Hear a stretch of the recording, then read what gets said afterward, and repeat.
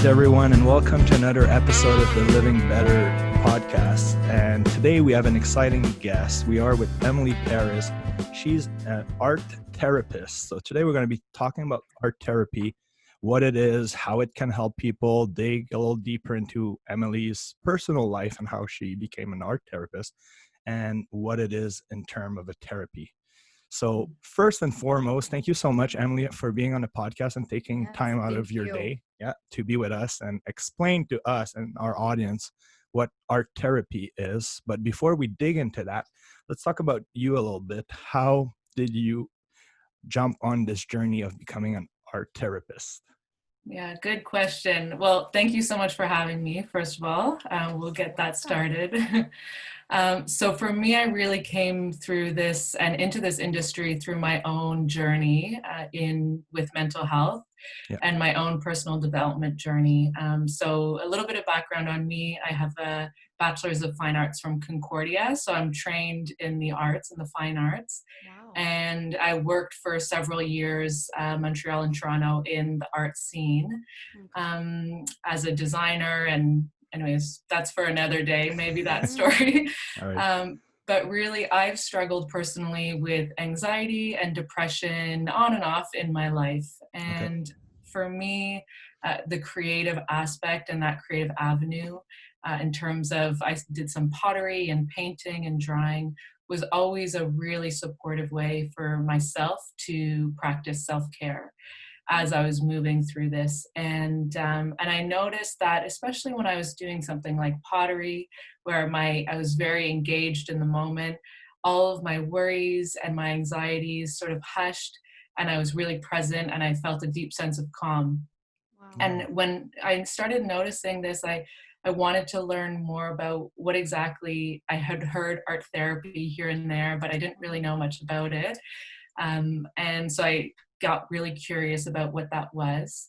And that was floating in my mind for a while. And then some people very close to me went through their own significant mental health challenges.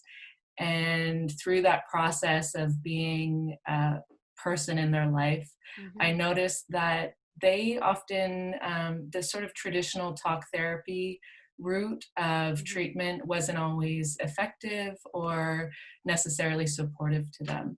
Okay. And there was a need for an alternative route, something maybe nonverbal or less about talking, more about the feeling, the felt sense. Wow. And through that process, I realized that this was something that I needed to do, and so that's where I started my education training in art therapy.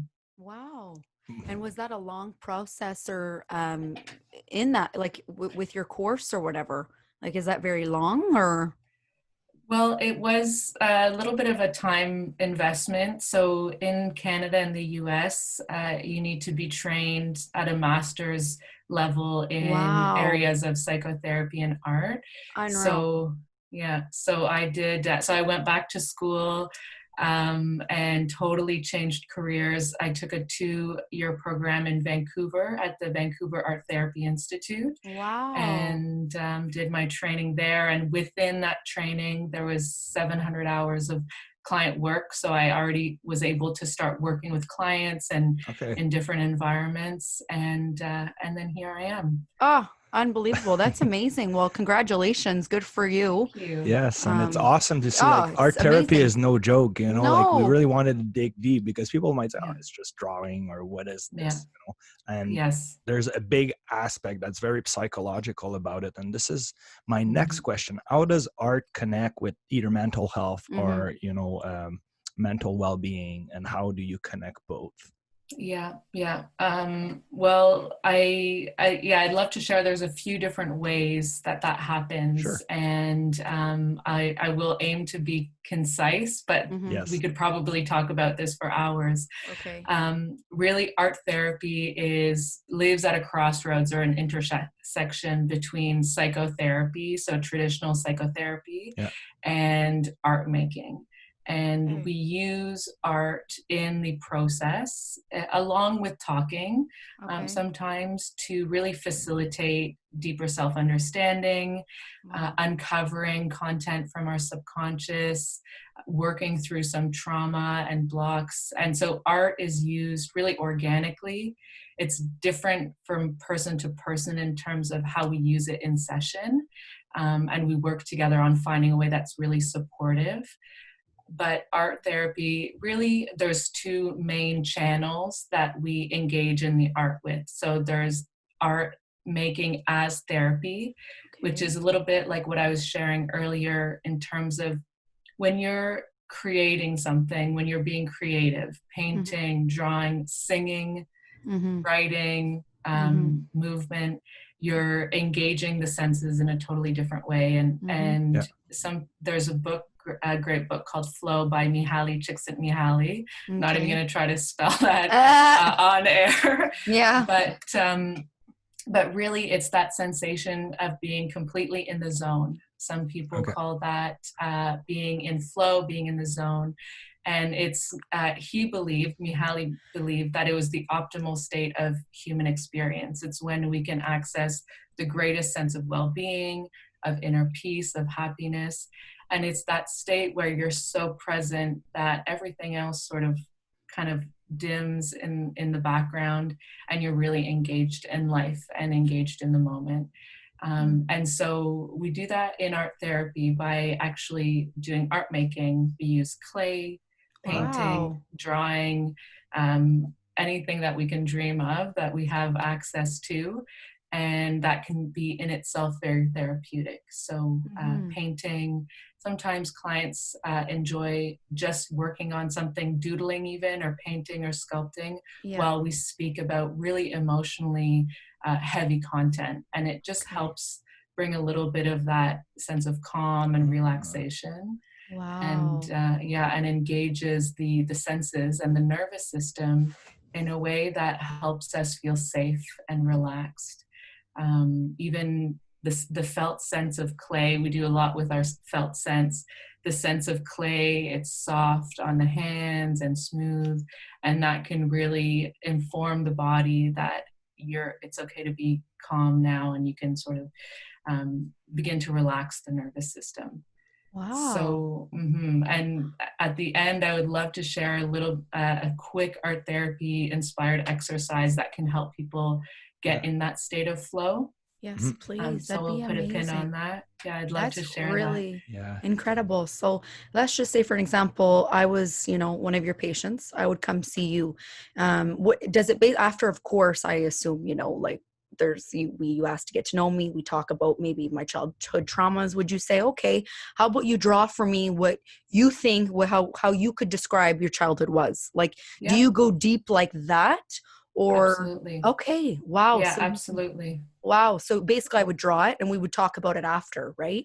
Yeah. So we could do that. That's what it could look like. Often, especially when it comes to childhood traumas, trauma actually is recorded in the body in a different way than other experiences.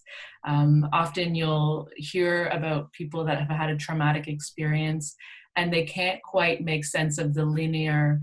They see sounds or flashes of imagery, and it's not quite put together in the mind. Like they can't recall the whole thing in specific details to verbalize it. Wow. That's right. And so, and it's really, and when that happens and we're sitting with that and we're not able to grasp it or put words or a story, part of our brain when we're experiencing trauma actually shuts down. Those are our language centers. So after a traumatic experience, it's very common not to be able to speak about it or not to have the words. And that's really where the image and the art making comes in, because we can explore through imagery what the felt sense was, what it feels like in the body or the little pieces that we have. And when we're being creative, we engage different parts of the brain and we're able to access the trauma and the memory, the traumatic memory, from a different sort of entry point, other than words and language and storytelling. So that can help us put together the pieces and bring to the surface things that are really not accessible through just talking about it. For some. So amazing. So for some people, they're good at reading body language to get what you're trying to say or your state of mind. So is art its own language? Because you would look at my drawing and then you, with your experience, I suppose, you would be able to see, I guess, certain patterns with other clients that you've seen that translate to either traumas, emotional state, or stuff like that, right? So well, for sure there's part of that, and there's some themes that we as art therapists are familiar with that we see in the artwork repeating itself, and we'll be able to identify maybe where that's coming from. And at the same time, it's very client-centered, and so it's more important for me to know what that image means for you and the specific symbols within it. And we sort of discover that together through talking, through conversation. And so we can together put the pieces of what that story is, as opposed to my, analysts writing a report about, So that's it. Yeah, you work together with the client. That's it. Exactly. Because maybe there could be something that somebody draws and we wouldn't, you wouldn't really necessarily know what they're drawing, right? But then once they explain it to you maybe and you talk about it, then you both have more of an understanding, correct? Yeah, correct. And sometimes it's subconscious. So that person might not understand from the get-go. Oh my God. Everything that is coming up through the image, but through our exploration, we kind of get to the bottom of it. And unreal. Does that happen often? Yeah. Well, there's now I'm trying to hold back on another art therapy directive that I love to but share. That's incredible. But and really art, I love that you said language, because Carl Jung said, he's a psychologist around the time of Freud, Jung. They worked together, and he always said, or he said once, that art is the language of the soul. And so through art, we're able to express things non-verbally, things that go beyond the conscious mind. And there's a lot of implicit memory and experiences that become embedded in our subconscious that we're not aware of necessarily on a day-to-day basis. And because of the way the brain is engaged through art making, we can actually access the subconscious from a whole new area and bring things to the surface. And so it's fascinating, and it's different for everyone. It's this really fluid experience, and really the person's own interpretation and own exploration of what's coming through is paramount. So if you create an image that's, I'm seeing so much red in your room, but there's an image that has a lot of red. And for me, I might be able to make an assumption about what red means, but for you, it might be completely different. There's someone that might have had something red in the past, or the symbology of that could be very unique to your own experience. And so we explore that together and bring it up to the surface. That's incredible. So you don't need to be then a good drawer. I guess maybe that's a stupid question, but I'm like, oh my God, art therapy wouldn't be for me. I can't even friggin' draw a fucking flower. Do you know what I mean? But that's not necessarily it at all. It's a lot deeper than that, right? That's right. So that's right. Incredible work. Sorry for cutting you off, Matt. No, it's fine. Sorry. My question was, would you say that your clients are more introvert or extrovert? Because art could be a good tool for an introvert who has a hard time putting words into his experience.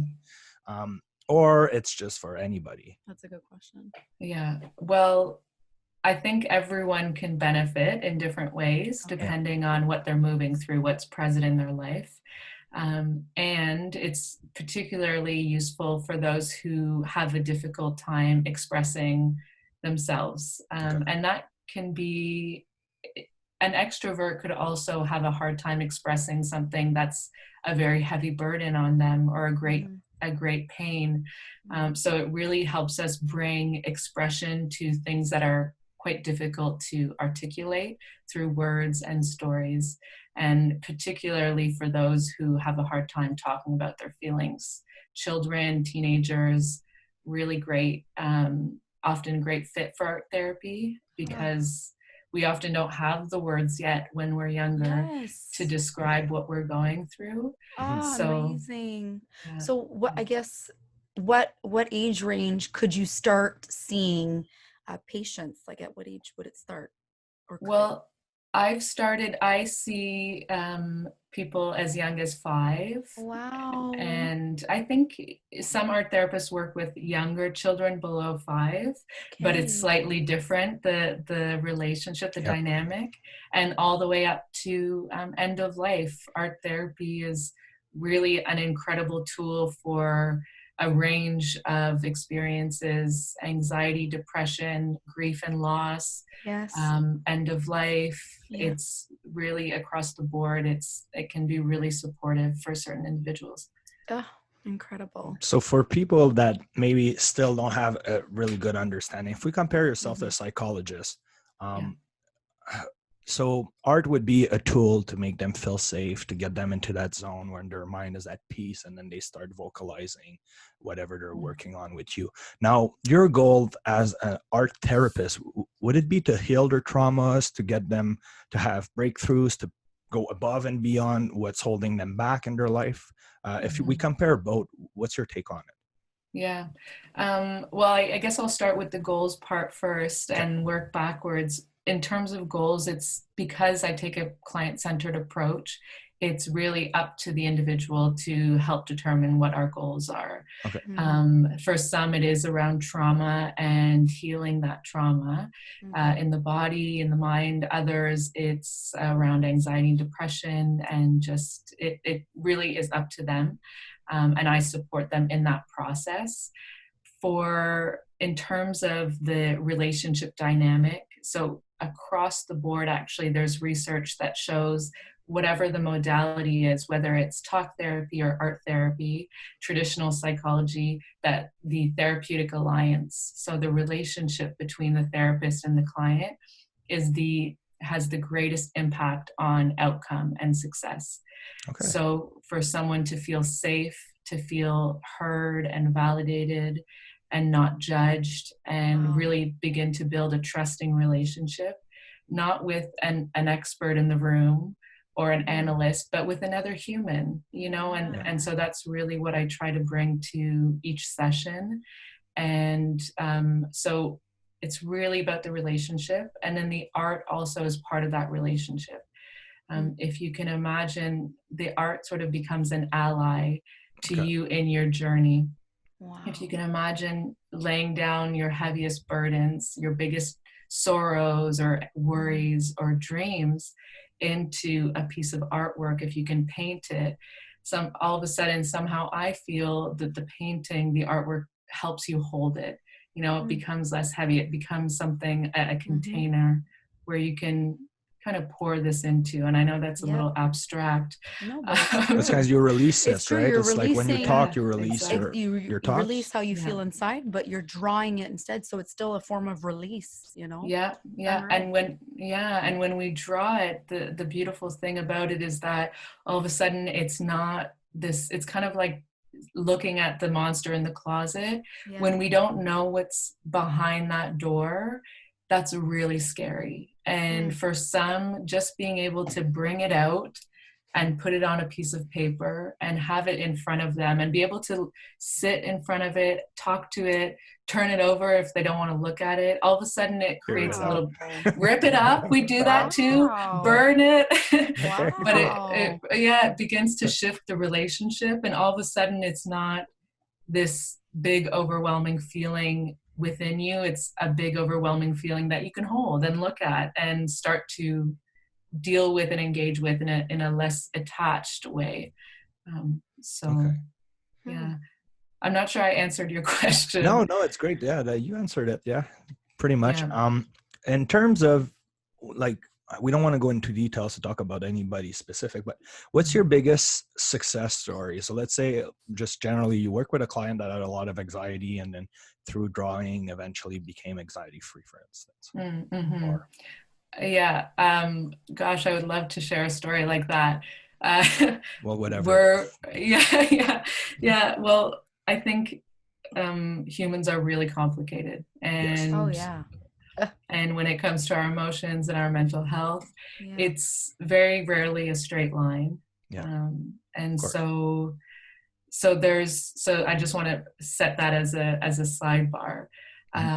But really, I think the greatest successes that I've seen is the experience of seeing someone own and step into who they really are through the safety of the Wow. therapeutic relationship, through the confidence that they receive in expressing themselves in this way that didn't feel available before. Okay. And really seeing them live more authentically, live with greater self-compassion, with greater self-awareness. And that's something that I see often after those people who have gone through the process over a few months. It's not something that happens overnight, No. but really being more self-compassionate, accepting who we are, giving ourselves the freedom to experience emotions and move through them. Sorry. Bless you. Thank you. Sorry. That was a close one. Mm-hmm. So yeah, and I think often people really, at the end of the day, we're wired to connect. We've got another sneeze coming. Yeah. We're really hardwired to connect. It's Yes. so integral to our well-being. And I think the quarantine has highlighted this for many of us, that we need human connection. We need to feel interact. seen. Yeah. Interact, Yes. and to feel like someone else sees us and cares about our pain. Oh, yes. And really, in terms of my client work, that has been the greatest honor and success, is to be able to provide that for individuals and to see how they change through that. And in fact, it's not really changing. I think they just become more of who they really are. Some of the masks fall down, some of the defenses, and they're able to liberate themselves and live as themselves more freely.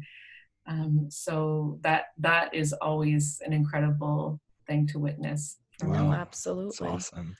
I definitely see how this can benefit children, that they can't really express their emotions, or they don't know how yet. So drawing is just such a great tool, for kids. Okay, I have a question, but I don't know how I can word it. Okay, so young children, you see all the time, I guess, movies or whatever, kids, a lot of the time they draw things about you see good things like about a house, mommy and daddy, and beautiful things. And you also see children painting a lot of dark, evil things, bad dreams, nightmares. I guess my question is, are these certain indicators to you as a therapist that maybe art therapy is a good thing for you, or maybe you're struggling with something internally?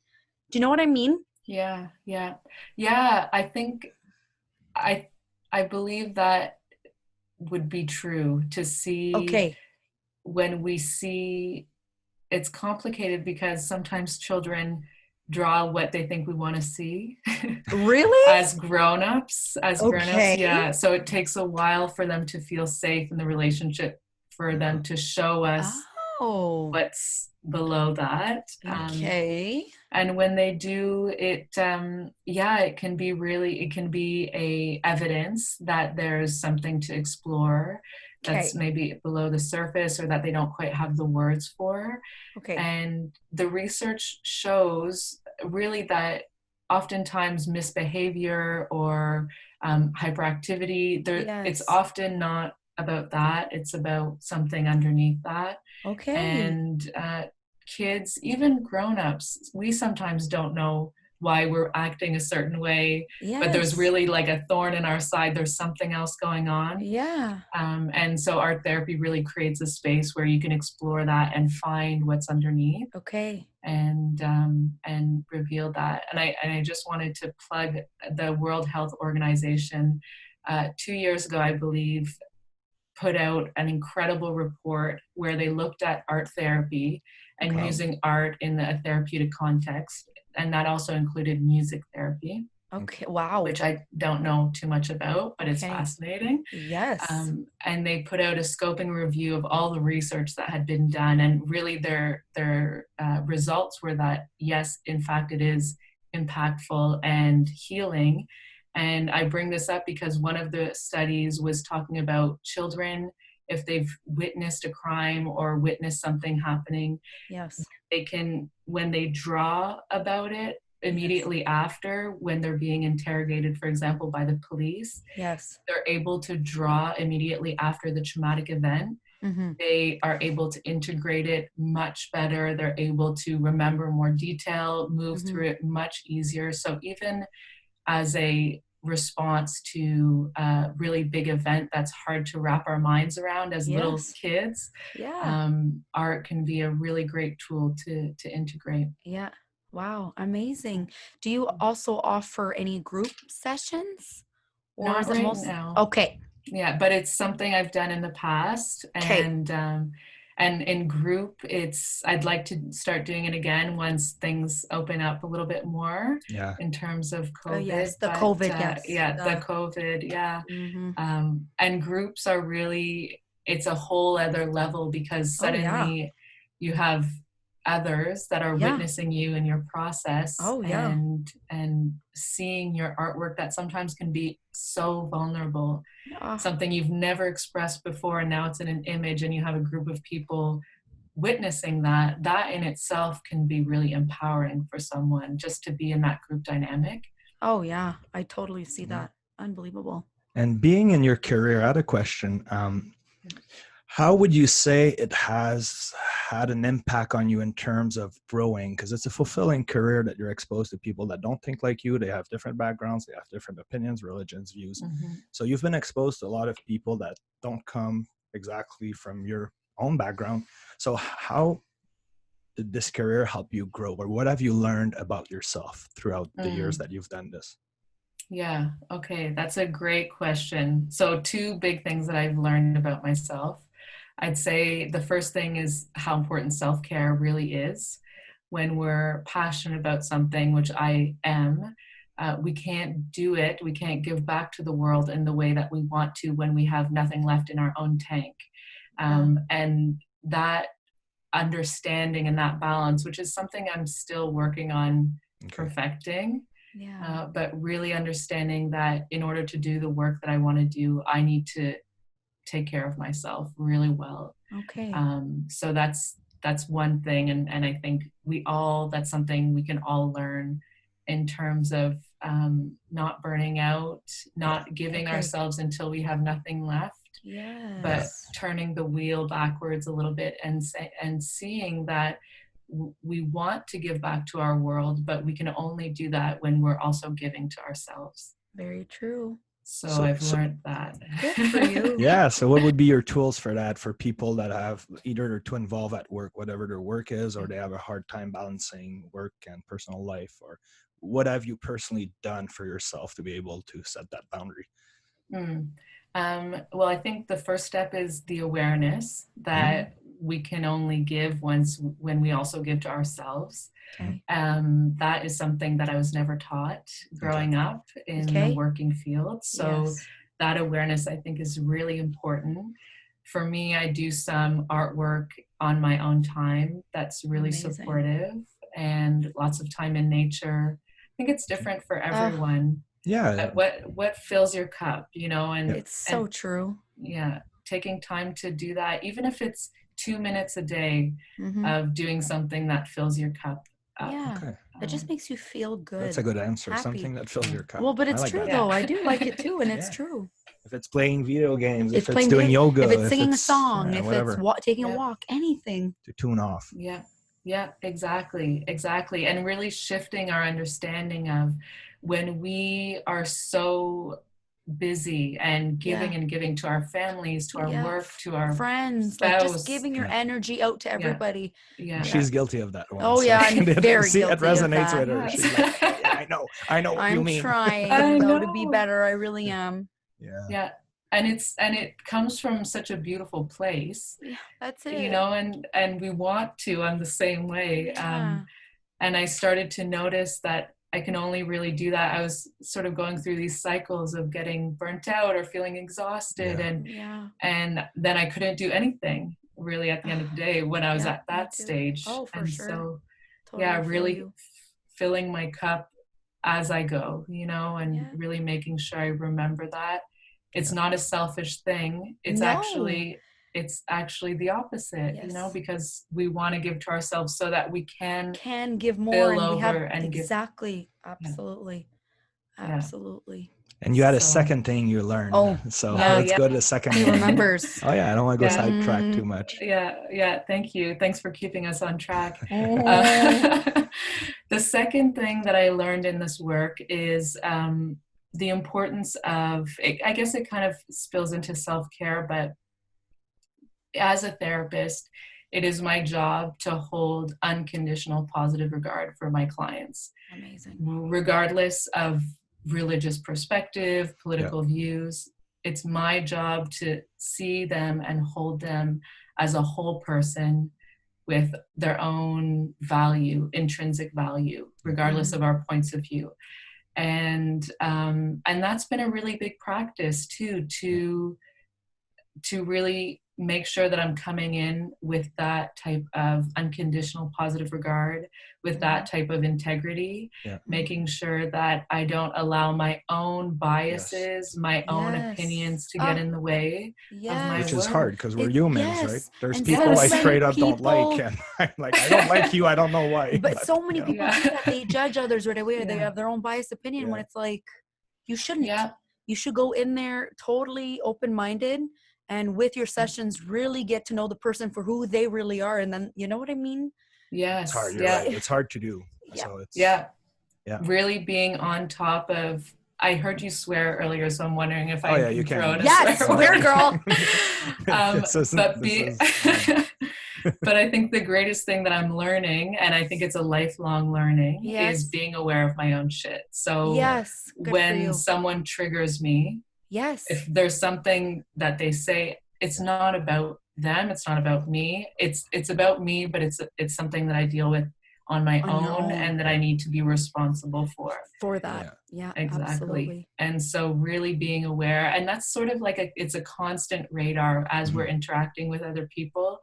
It's just being aware of, something's coming up for me. I have a little there's something that someone said that might have Yes, of course. And just having the awareness and recognizing, okay, I'm going to put this in a box. I'm going to look at this later. I'm not going to allow this to impact how I show up in the therapeutic relationship. And that's an ongoing journey. Oh, I'm sure it is, because no matter, at the end of the day, your profession is a very difficult profession to be in. And I'm sure it must be hard not to take, how to not get your own emotions, or, you need to have empathy, I think, but how, for me, I think for a lot of patients to see their pain, how can you not kind of be sad for them? And what are the tools that you do to not let it affect you? Do you know, you know what I'm saying? To not be mentally drained by that. I think, because they don't come to you with only positive things. Right? Yeah. Well, and that's such a great question, and I'm still figuring it out better and better every day. But good for you. Thank you. I will say, actually, in tying to that, I think that our job, especially as person-centered therapists, people that are really coming as equals into the relationship, that yes, I need to be aware of my own stuff, and I also need to be fully present. So I think there's an idea of some therapists putting up a wall, being very cold and sterile. 100%. Yeah. And And I think that may work for some people. But what we see through the research is that people really want to feel like they're connecting with another human being. Yes. And so how do I take care of myself while also allowing myself to be fully present to what's going on, and to allow myself to be moved by what is being shared with me? Sometimes I cry in Wow. session with the other person because I can feel the heaviness of what they're going through. Yeah. And Wow. I grew up feeling like I was too sensitive. You know, I got that message a lot Oh yeah. and didn't think I Me could. too. Does that resonate? Yeah. 100%. I'm overly sensitive. Yes, I am. I And am. it's a gift. It's a gift, really. It Yeah, is. you're right. You're You right. know? Thank you. It's a gift. It's a beautiful gift. And I think our job as highly sensitive individuals is to learn how to honor that, and then also take care of ourselves and honor ourselves in that process. And that's a really fine balance, and it's something that we practice every day. But to not shut off our connection to our heart and our sensitivity, it's such a beautiful superpower in a It way. is. That is a You know? superpower. Yeah. That's Yeah. amazing. So Wow. I didn't quite answer the question, but I could keep No, going in terms of it's great. how I cope. Like what are your tips to mentally switch? So let's say you have a very Well, sad session, you go back home to either your husband, your family, whatever your situation, and how do you switch to being positive? Hey guys, I'm happy to see you, after you had, let's say, a tough day. Yeah. I think everyone can probably relate to that question. Yeah, exactly. How do we switch after having a tough day? That's it. Yeah. So there's, it's hard. It is There's hard. a few different things that I do. Often I will do some spiral drawings, or just drawing to get out the energy. So when we move our body and feel and imagine that feeling that we have, whether it's heaviness or sadness, imagine it moving through our bodies and kind of shake it off like that. Okay. And or do something, maybe start drawing and just do a little barbeau, a scribble, and feel the energy and the emotion exiting, and imagine it coming out. That can help create a little bit of release. And sometimes they imagine, my clients after sessions, I'll imagine putting them on a beautiful hot air balloon and seeing them float away. So that they can just, that's your mental tweak that you do. That's my so it's so really mentally finding ways to close that, close the door. Close the door. Yeah, close the door to the door, and maybe we have to say, I'll come back to you later, or never. It depends on what it is we're shutting the door on. But really mentally visualizing us closing the door, putting it in a box, whatever feels good for you, moving it through the body, and then also honoring those things that are coming up. So if I'm feeling really heavy after a couple big sessions, or a couple really emotional sessions, that's important for us to pay attention to, as opposed to just distracting and doing something to change our thoughts. It's important to take a moment to just be with that, sit with it, and let it go. But it's different for everyone. How do you fill your cup? It's kind of along the lines of that question. It's really going to be different for everyone.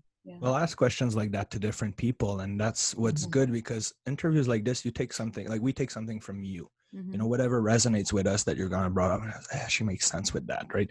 So for people, it's just tools for them to get from different point of views, different tips, tricks, whatever, that can help them in their well-being journey, So you talked about coming in and out of depression a few times.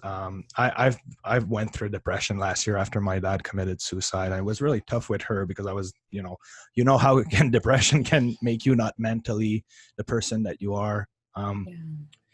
And your journey with depression, if you want to talk about it, because, especially nowadays with the COVID, I think mental health is something we need to talk more about, and especially debunk the stigma that, it's okay to have mental issues from time to time, or mental illnesses, or to go through mental struggles. what would you say you learned the most from your depression? Because I've learned a lot about myself going through that. And how do you manage maybe not going back into it, or what are your tips or tricks and for yourself again, with that journey and obviously challenges that came with it? Yeah. Well, I'm sorry about your father. I just want to say that must have been really difficult. Yeah, that's a big loss. So for my depression, some days, it still comes to visit me. Okay.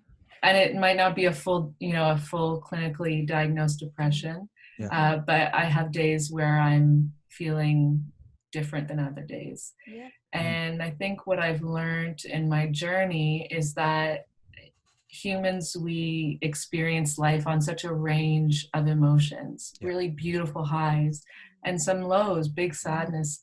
And we've become able to tolerate a smaller portion of that spectrum. And anything outside of that spectrum, it's intolerable and we feel we can't cope. And so for me, it's having that almost like a non-attached relationship with how I'm feeling. It helps to relieve the pressure if I'm feeling not great, if I'm having a day that's really difficult, to just acknowledge and to say, today's hard. And it's not who I am, it's what I'm going through. And we use different words when I'm working with my clients. For example, if we say I'm sad versus I feel sad. So I true. feel sad is transient. It's right now. It gives us the message that it's not forever. That's the biggest trick that I've used with myself. So I'm happy you're saying that. Wow, because that's awesome. It's exactly the same. I was going to talk about it. Remember, you did talk to me about that too. Yes. So I think, for me, it was the same as you. As instead of saying I'm depressed today, it was like I'm experiencing feelings of depression, and I just observe them instead of integrating them into who I am as a person. And then emotions, they never last forever. So I knew that it would pass no matter what. So it's kind of like a thunderstorm. You waited out for the storm to pass. That's right. Rumi has a great poem called The Guest House. And I can't recite it by heart. That's fine. But essentially it's one of my favorite poems, and it's about that. It's every day, living like a human is like a guest house. Every day a new visitor.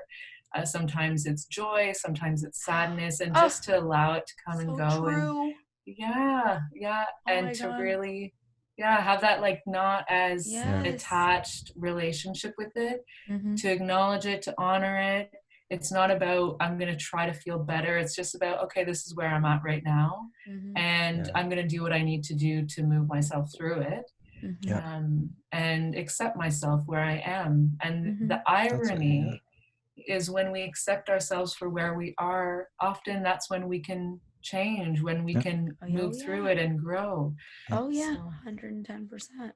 And with my depression, that's what it was. It took 8 months to accept I was depressed, because I come from a military background where you want to be tough, and you don't want to be, you don't want that label of being mentally fucked, let's say, or, So I was denying it for the longest time, wasn't getting the proper treatment or doing what I needed to do to be better until I accepted it. And like you say, the moment you accept things for what they are and let them settle, that's where you can actually fix them and move past and grow and move past that challenging period in your life, So I think that's very beautiful. That's a great interview. You're a very, very smart, experienced, talented woman.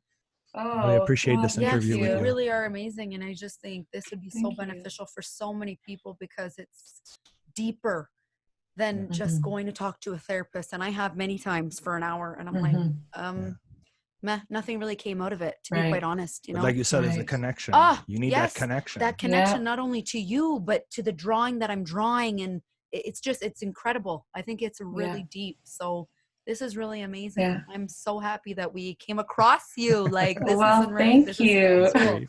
So in retrospect to your biggest success, I want to know, what was your biggest failure, either business-wise in your life and this journey of being a therapist? What's your biggest failure, you would say? Or As a biggest therapist? challenge, Our like biggest not failure failure challenge. because, Yeah, it might be negative. that is a negative word, Biggest challenge that you've Yes. experienced in your life. In your journey. Yeah. I would say, generally speaking, my biggest challenge has been that balance, sort of what we were talking about earlier. In terms of, there's this great post-Taoist theorist called Jen Dao, and she talks about, she's really cool, she talks about how the art of being human is, and I'm paraphrasing, I hope I do it justice, the art of being human is really about being able to be deeply rooted in who we are, yet still influenceable or movable by other people's emotions. And I think that balance of being grounded in who I am, fully present, but still allowing myself to be moved and be influenced by what someone is coming to me with, and balancing those two spheres without allowing myself to be swept into the sadness or swept away, because there have been moments where I have, and I haven't taken care of myself enough. So I've become drawn into the experiences that I hold for my clients and have had a hard time letting them go at the end of the day. And ultimately that impacts my work for them, because then I'm not really able to show up to the table fully present. I start to put a wall up or start to protect myself. So really, learning to be present and movable by what's coming up, and still grounded in who I am, and understanding that this is not my experience, but it's an experience that I'm helping you hold. Unbelievable. Perfect way of how you're saying it. Really great. So before we move to your exercise, which I'm very curious about that we're going to do, would you have anything you want to add or anything you would like to say to our listeners?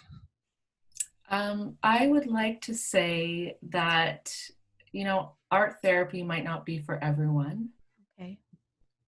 And there's absolutely no shame in reaching out when we need support. And so whether it's to me, and we'll share my contact details later, or someone else that you trust, I think that's really the place we're at in our world, to recognize that we all have health, and our health includes our mental health.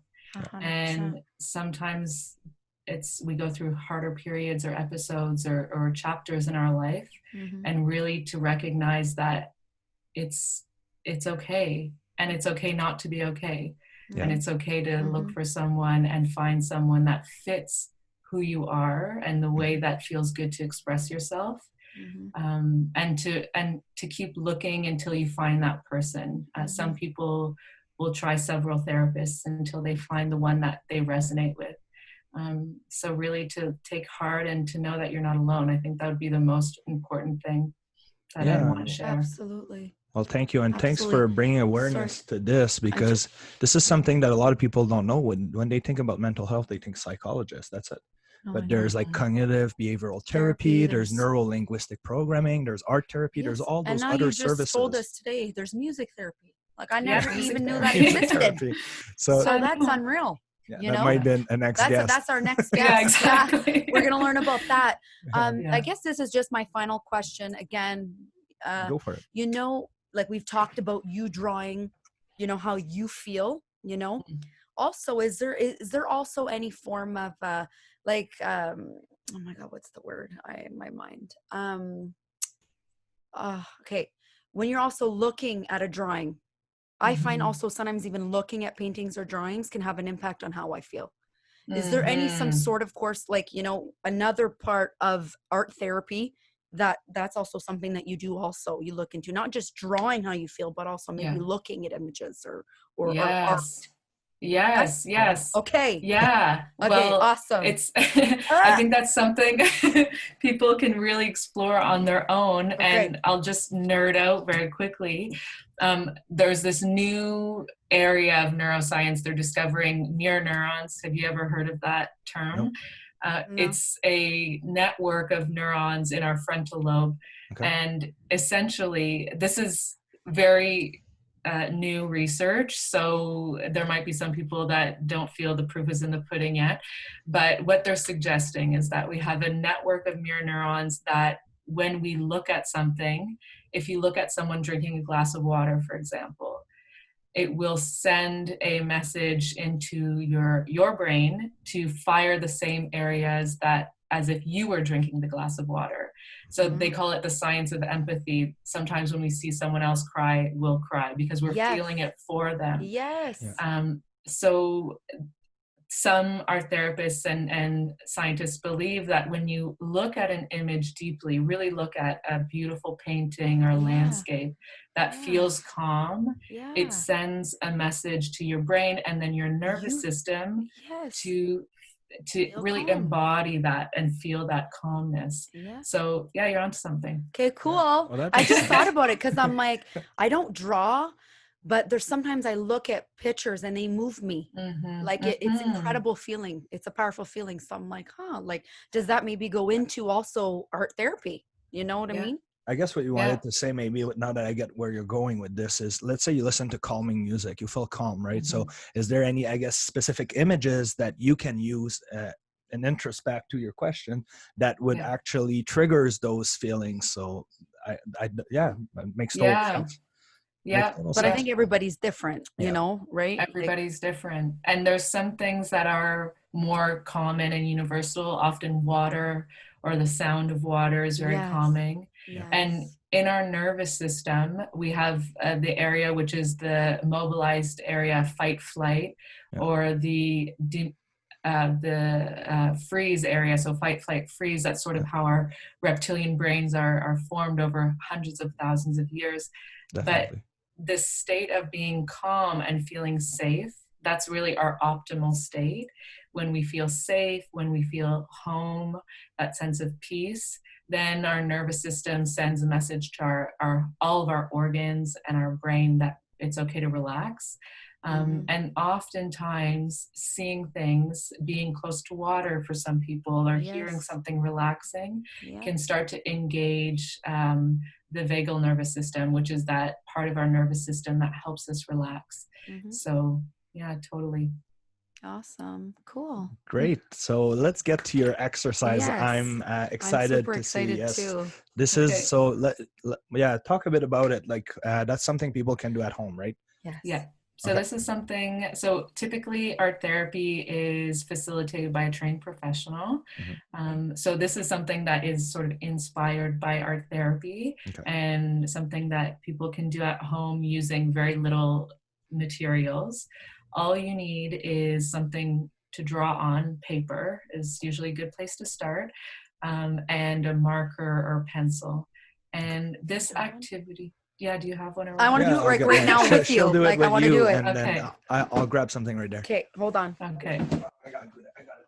Okay, the paper and then just the. Cool. I'm so excited. Yeah.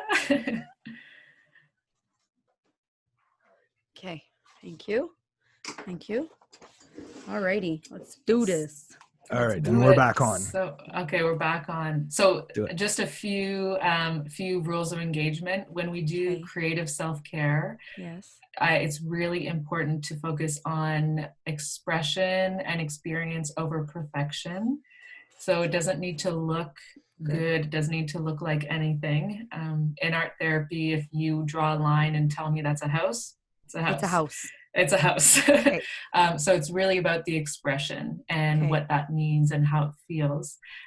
So to be very gentle and compassionate with ourselves, to just honor whatever comes up and not judge it. If we feel like we're not good at drawing, that's okay.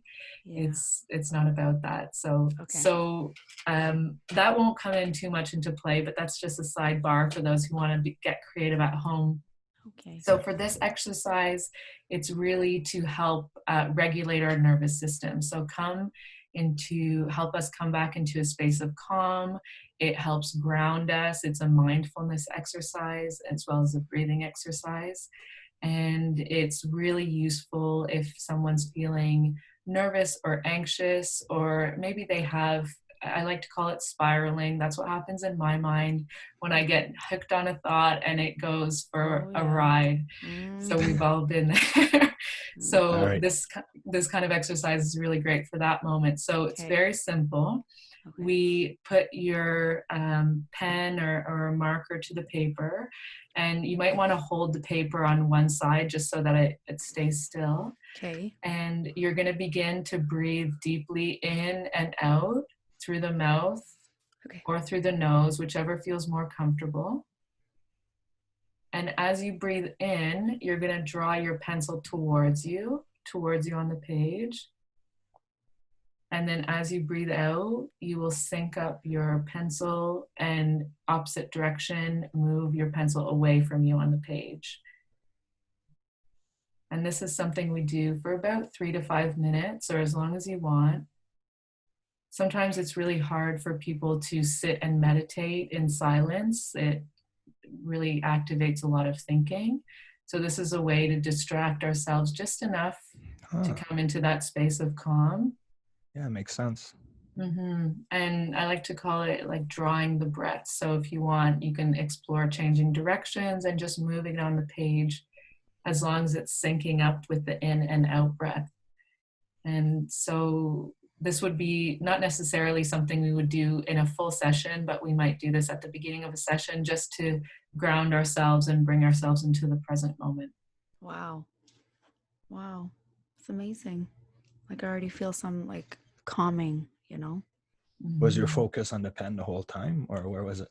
I would also say it was focused also on my breathing, if anything more, you know, because I'm really concentrating on my breathing and then I'm drawing it as it goes. Do you know what I mean? So I think it's a really good form of meditation too. Yeah, you know? It helps you give something to focus on that feels really gentle. Yeah. I agree. Wow, amazing. Well, I'll have to do this. So for all you office workers, they're prior to a big meeting. That's something you can do. Get a pen and a paper and just go. And that's right. Yeah, that's right. But that makes sense because I don't know if you're a big advocate of meditation. I started meditating when I was in depression as a tool, an extra tool to help me with all my thoughts and everything I was going through. And I've learned that it's so hard to just sit still and with your own thoughts, or always go. And we're in this world now that we want everything instantaneous. Like you want to click, you want to buy on Amazon, everything's quick. And it's hard to take the time to slow things down. But it's where the most benefits are, I find, when you learn to take that time and practice it. So, are you an advocate of meditation? I am. I have to admit, I love it, and I'm also probably not a great meditation student. I find it also very challenging to carve out the time and to really be present when I'm doing it and not allow myself to start thinking about the to-do lists. And so I'll often combine it with some form of art making, so that which isn't completely pure meditation, but I believe it's meditative, and it certainly brings me the same benefits. So amazing.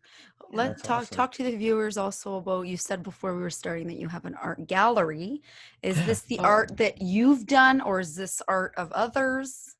Well, it's an art therapy studio. So there isn't anything on display. There isn't anything on display. No. Okay. No, it's really the space where I do art therapy. That we would with come. My clients. Okay. That you would come. That's right. So now, I do a lot online as well via video. Okay. And then also in person for those who feel are in the area of Gatineau, and are in the Ottawa. area. That's right. Elmer. That's right. So it's just it's at 72 Principal in Elmer for the local folks. And for me, the room is a really important part. It's a safe, neutral space that's often out of the environments that can be challenging for some, if it's at the home or at work. So it's sort of like a neutral zone that we can come into and really feel safe, like a butterfly's chrysalis, that you can unfold and begin that transformation process. And for the rest of the people that cannot come, where can they reach you there's their website, obviously, emilyparis.com, I believe. Is it .com? .ca. .ca, sorry. Yeah. Canadian ones. Yeah. emilyparis.ca, Mhm. and Yeah. they can book an online consultation. I think you That's offer right. 20 minutes. First Yeah, 20 so minutes, yeah. yeah, I find it's really hard to find a therapist that feels like the right fit. So I offer 20-minute consultation free of charge, just to chat and talk about what's going on and see if, if we have a good connection. Yeah. And then I offer online sessions and then also in person, and it's all done through emilyparis.ca, my website. Okay. Yes, okay. And would that be a service that's covered under general insurance for people that might wonder? Does it go under psychotherapy? So currently in Canada, not yet, although we're working hard to lobby towards that. Yes.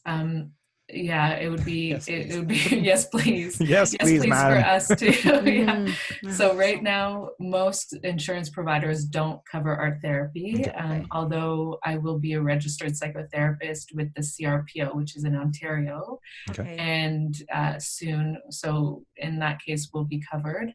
Okay. But yeah, still an area we're working on. Okay. Well, just quick questions for people to know. For anybody that's curious. Yeah.